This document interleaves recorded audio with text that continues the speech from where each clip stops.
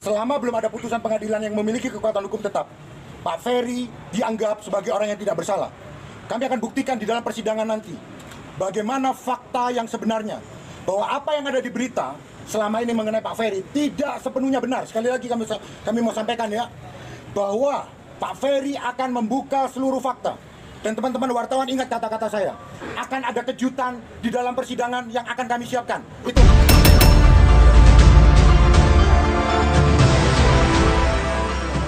Tahu cara mengatasinya, tetapi artinya sebagai orang-orang yang sudah dewasa, bahkan sudah tua, ya. Saya dengar ini Vena Melinda umurnya udah 52 tahun. Ferry Irawan umurnya udah 40 sekian, ya, yang saya baca. Artinya apa? Sudah punya pengalaman juga berumah tangga, ya. Kalau nggak salah, Vena juga sudah pernah gagal dalam rumah tangga, ya. Ferry Irawan juga sudah berkali-kali bahkan gagal katanya.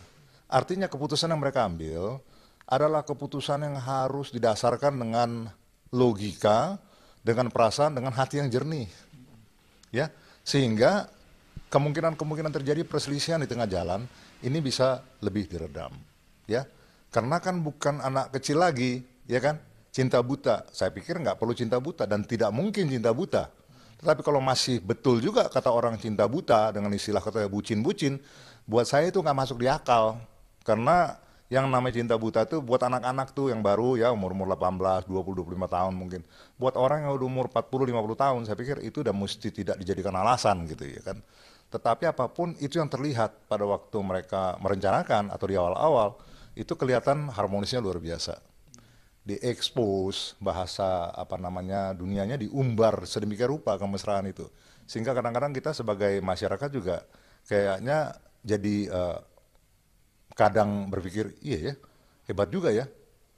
Bahkan kadang-kadang kita apresiasi, luar biasa ya gitu. Tetapi pada akhirnya dalam bulan ke-9 terjadi seperti ini gitu. Buat kita sebagai masyarakat juga, ini ada apa sih? Kok kawin kayak main-main gitu ya kan? Segitu rentannya. Pertanyaannya adalah, bagaimana konsistensi antara Ferry dengan Vena Melinda dalam kaitannya membina hubungan rumah tangga. Ya, sehingga hanya hal-hal seperti itu aja mengakibatkan runtuhnya lagi gitu. Yang rugi siapa? Masyarakat cuma mendengar aja komentar. Yang rugi adalah mereka berdua. Yang mestinya itu tidak perlu terjadi, tapi akhirnya terjadi juga. Nah, kita masuk ke dalam inti persoalannya gitu ya kan. Katanya terjadi KDRT. Saya nggak mau dulu masuk kepada siapa yang benar, siapa yang salah. Ya tapi saya mau mengatakan begini, bahwa dalam rumah tangga itu wajar terjadi ketidakcocokan, kesalahpahaman, nggak bisa kita saling menjustifikasi langsung bahwa, apalagi kita sebagai orang luar, oh si ini yang benar, si itu yang salah. Saya sudah beracara sebagai lawyer kurang lebih sudah 40 tahun, ya dari umur 25, sekarang saya 68 tahun gitu, nggak muda lagi. Jadi menangani kasus-kasus perceraian, ya keributan rumah tangga, itu bukan satu, udah banyak sekali gitu ya, kita makan asam garam dan tahu persoalan orang.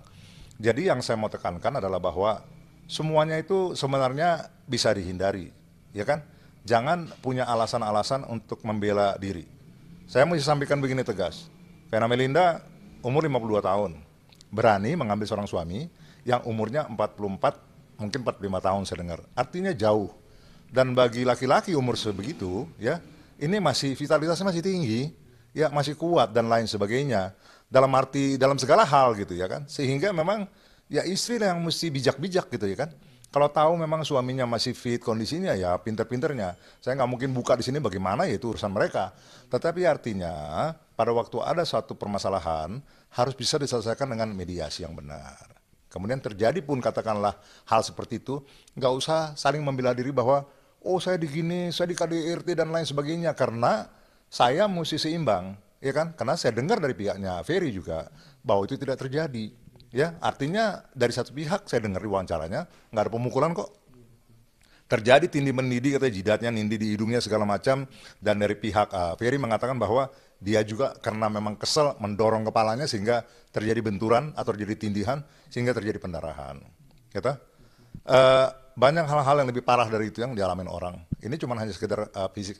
Banyak orang suaminya udah kabur kemana, punya piaraan, punya kawin di sana, punya anak dan segala macam.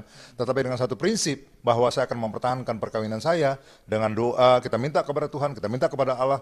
Satu saat kalau kita memang sabar, dipulihkan kok.